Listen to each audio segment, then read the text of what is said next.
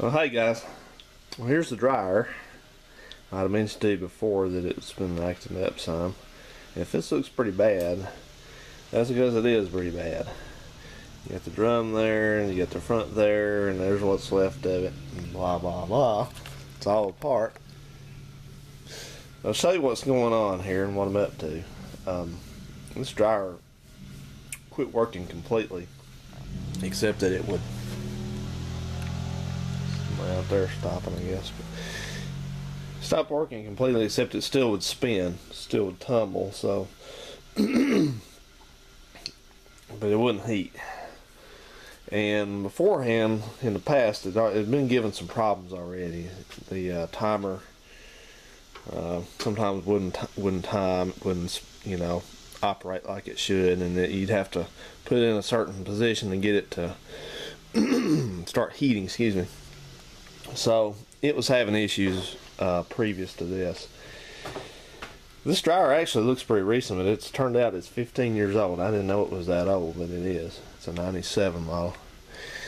So I went ahead and took it all apart, and these, I'm not going to do a video about taking these apart. They're pretty, working on dryers is actually pretty simple, and once I figured out how to work on this one, it went pretty well. You take the top off of it first. It has to come off, and the top's over behind here, I think.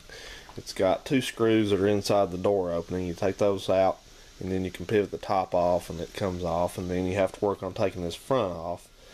And it's just got actually a screw up at the top here and a screw up at the top there. And then you just kind of lift it up and away, and you can put it over there. You don't even have to take those wires loose down there at the switch for the door switch. And then that gives you access to the drum, and that looks pretty scary to take the drum off, but it's not. It just rides in a bearing retainer back there, and that's what it rides on right there.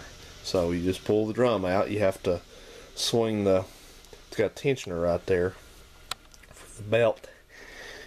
So you have to pull that away, reach your hand in and pull that away so you can get the belt off the motor.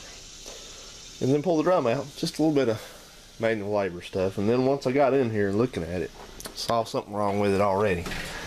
And right here, these are the heating elements. These GEs use two heating, inner and outer. It uses one for low heat, uses both of them for high heat.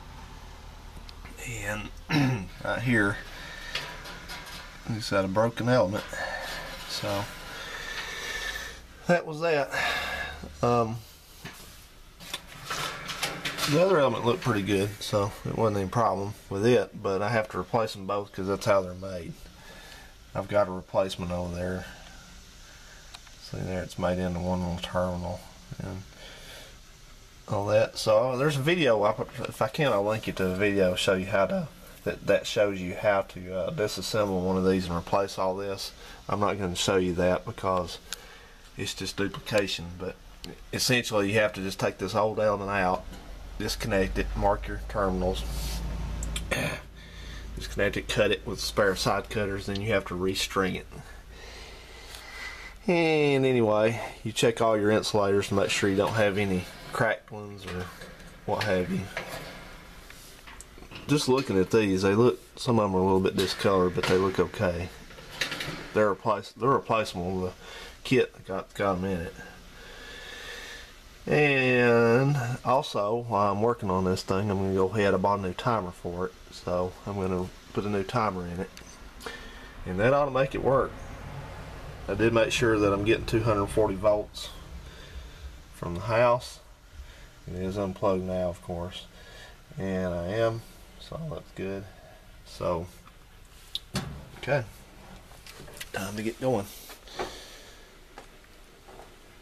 There's a timer in there, and there's the kit. See, he's got the, and yeah. So, and incidentally, you see these are coiled up. You have to stretch them a certain amount before you put them in. You don't stretch them while you're already in there. You hang them up on like a, so you got a nail over there.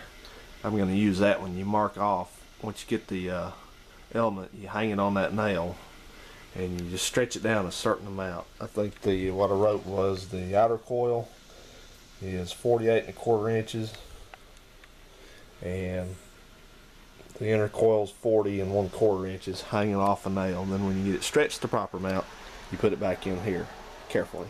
Hook it back up. So I know it's real simplified, guys, and like I said, this isn't going to be really a repair video. I just wanted to kind of give you just a very brief outline of it. So see you soon.